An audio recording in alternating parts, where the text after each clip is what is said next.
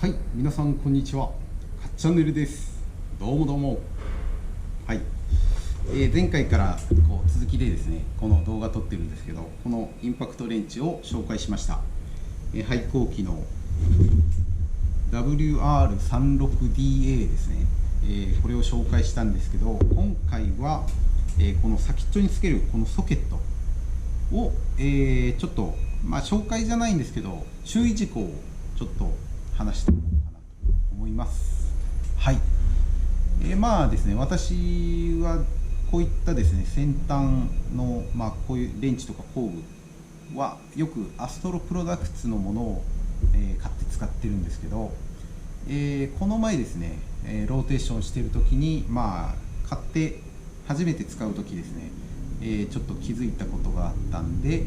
ご紹介したいと思います。で、こういったですね、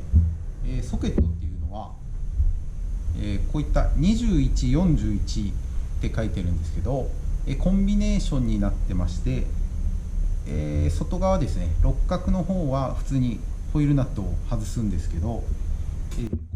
になるとですね、中にですね、分かりますか、こういった四角の、これもナットなんですね。インナーナットって言って、こんな感じのものが入っております。これを回すためにですね、この21っていう、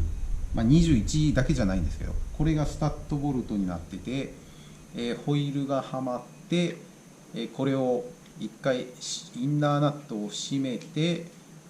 もう1個アウターのホイールがはまって、もう1個ホイールナットをつけるっていう形なんですけど、この前ですね、気づいた点なんですけど、ソケットのですね、長さ、規格がちょっとおかしくて、このインナーのこのナットですね、インナーナットを潰してしまうっていうことがあったんで、それをですね、ご紹介したいと思います。でも潰したものについてはですね、ちょっともう取り替えをしたんで、ここにはないんですけど、これはですね、ちょっと錆びてますけど、新品、一応新品です。こんな感じのナットなんですけど、ちょっと電気つけましょうか。はい、これがですね、このソケットのかかりですよね。かかりが浅いためにですね、こう入るんですけど、この面がホイールに当たってしまってですね、本当はもうちょっと奥まで入ってもらいたいんですけど、奥まで入らずに半がかりして、このですね、半分ぐらいしかかからずに、ここが先端が潰れてしまうっていうことがありました。はい。なんでですね、アストロプロダクツの、特にですね、測ったら、この2038っていうのが、寸法的にですね、ちょっとおかしかったんで、これについてですね、測っていきたいと思います。で、紙をちょっと用意したんですけど、六角部の深さがですね、18ミリになってるんですけど、これですね、もう、結果から言うと、この先、こう切り落としました。こんだけ。6ミリぐらい切ったんですけど、5ミリぐらいでもよかったんですけど、結果的に切り落としたんですけど、実際はですね、この面にホイールが当たってですね、本当はこのナット側、もうちょっと奥までこう入ってもらいたいんですけど、当たって入らずにですね、半がかりして、損傷してしまうということがありました。この状態で半がかりしてしまうという感じで、これがですね、これがなかったら奥までちゃんと入ってくれるんですけど、ホイール面からですね、わずかに、離れて、で、あとはですね、アルミホイールを使っている方は、このレンチがですね、ソケットがホイール面に接触すると傷をつけてしまうので、ここはですね、もう切り落として、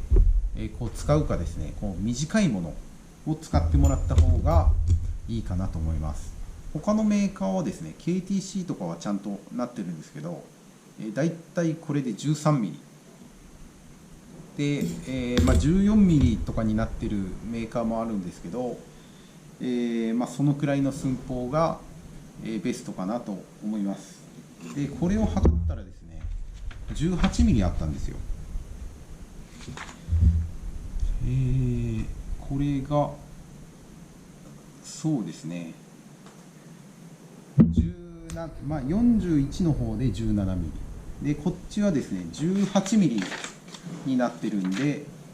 その辺の寸法ですね、インナーナットを潰したら取るの大変なんで、皆さん注意してですねそこは確認して、ちょっと不良品の域じゃないかなと思うんですけど、もうこういうふうに切ってしまえば使えるんで、皆さんやってみてはいかがでしょうか。はい、というわけでですね簡単ではあったんですけど、このアストロプロダクツのコンビネーションソケットですね、ホイール用の、コンビネーションソケットを使う場合は皆さん注意してくださいっていう、動画でした。はい、というわけでですね最後までご視聴いただきありがとうございます。高評価、チャンネル登録待ってますんでよろしくお願いします。バイバイ。